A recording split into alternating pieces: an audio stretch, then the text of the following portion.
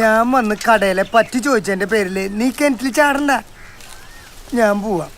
പക്ഷെ നീ 2 ദിവസത്തിന്റെ ഉള്ളിൽ കടയിലെ പറ്റി തീർത്തില്ലെങ്കിൽ ഞാൻ വീണ്ടും വരും. അന്ന് ഈ കിണറ്റിൽ ചാടുന്നത് ഞാനായിരിക്കും.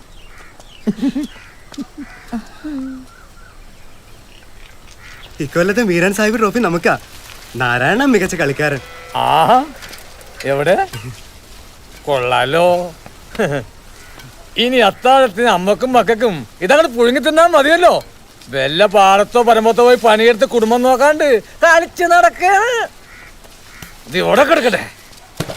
3 പെമ്പിള്ളേരാ വളർന്നു വന്നത്. കളിച്ച് നടക്കാണ്.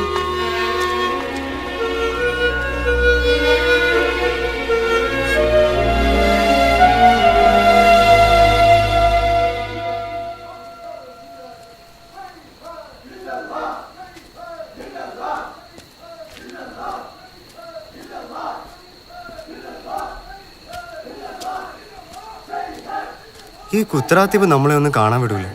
കത്തി കൊണ്ട് കുത്തും, നാവെടുത്ത് തളികയിൽ വെക്കും, കണ്ടാ തല ചുറ്റും. റാത്തീബ് കഴിയണവരെ ആരും ഒന്നും കഴിക്കൂല. എളാപ്പയാണെ ഒന്നും വിട്ടു പറയണമില്ല. ഞാൻ അന്വേഷിച്ചു.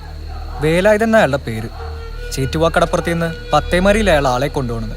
നമുക്ക് എന്തായാലും അയാളെ പോയെന്ന് കാണാം.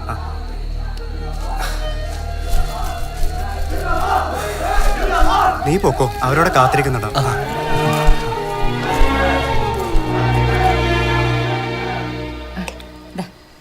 മൊയ്തീന്റെ എളാപ്പ പേർഷ്യക്ക് പോവാ. ഒന്നും പറ്റാണ്ട് അവിടെ എത്താനുള്ള നേർച്ചയാ. അയ്യോ, അപ്പൊ നാരായണനോ? നാരായണൻ അവിടുന്ന് കഴിച്ചു കാണും. ഇല്ലടാ, കഴിച്ചോ മോനെ?